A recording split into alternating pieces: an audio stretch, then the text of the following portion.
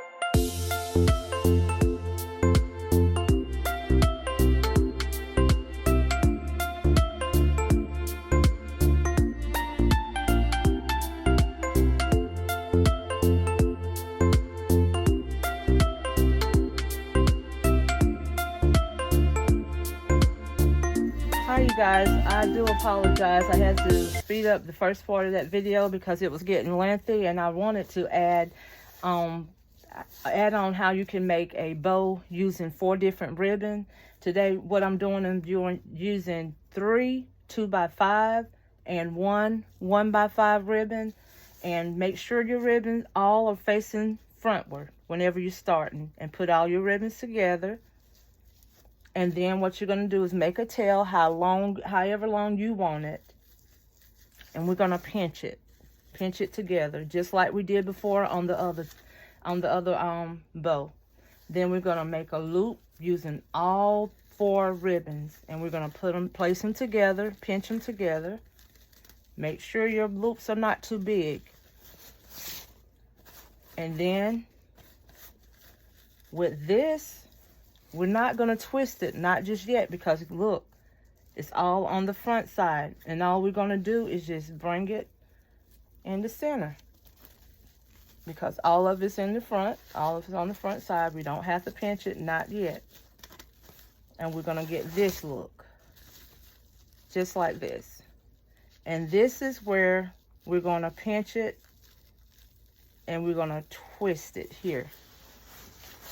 Twist all your ribbon at the same time. All 4 ribbon at the same time. And you should have this. Everything should be turned opposite direction. It should look like this on this side.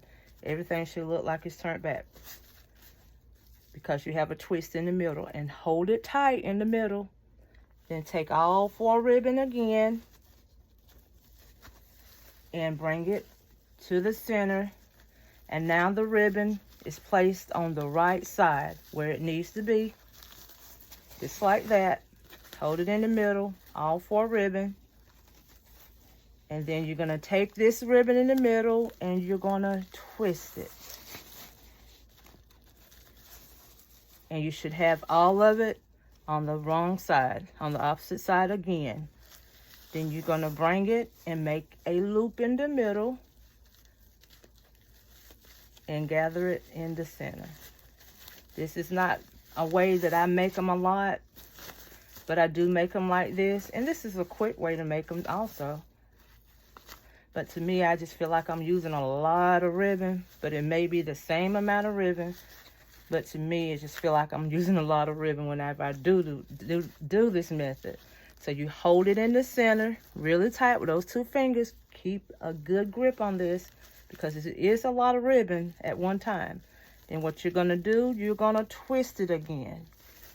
See, we're on the right side. Let's take it to the wrong side. And we have this.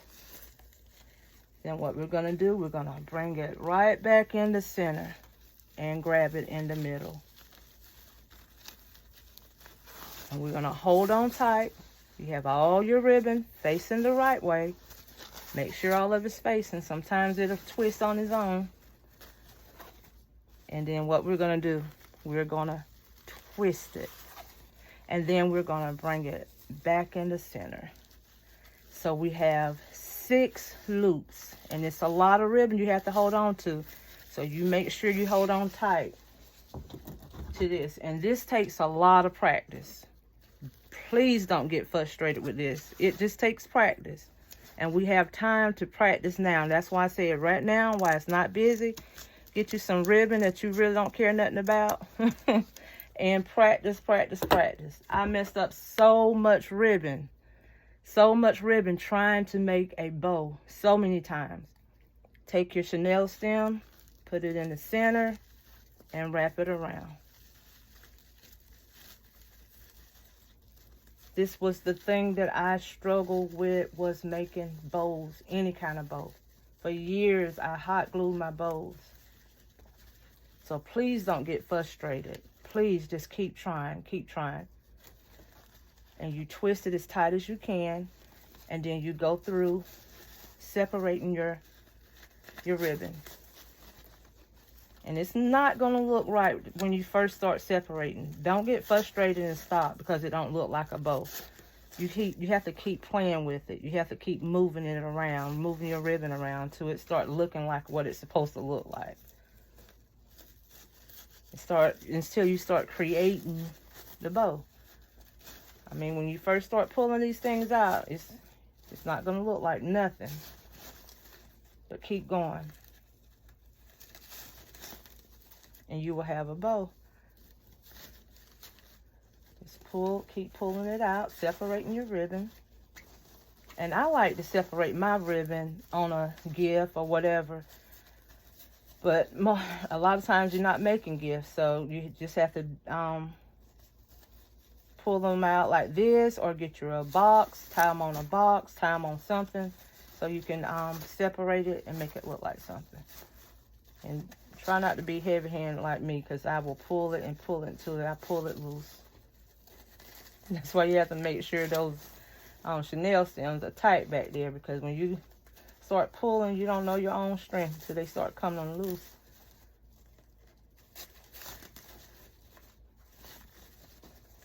And right now, this is not looking like nothing. And back when I used to try to make them, I would get frustrated and just throw the whole thing away. I didn't realize I had to keep messing with it, keep placing the loops where they need to go, and different things like that. I used to get so frustrated with a bow. I could make a flower, anything crafty I could do, but make a bow.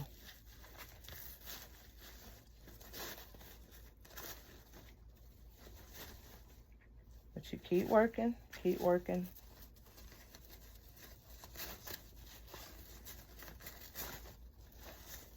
And just putting your loops where you feel like they need to go.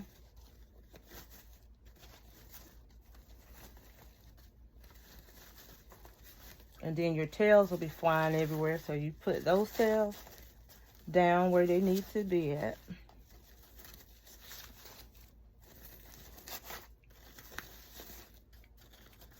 And it'll get its shape. Just keep working with it till it gets its shape.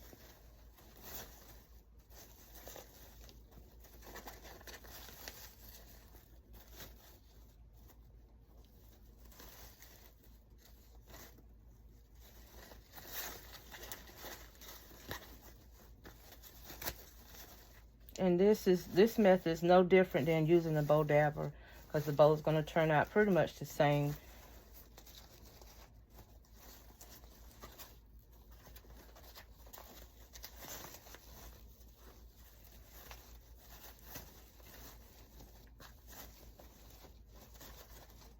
And what I'm doing is just placing the ribbon where I want it to be at, because of the patterns.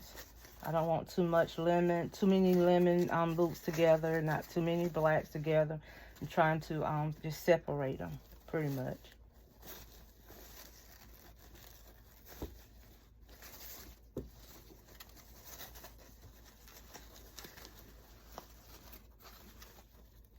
And when you're doing it on a box, you can tie it down like this and fluff it out. I'm not going to mess with it too much, but you get the drift of it, how to make a bow with several ribbons at one time.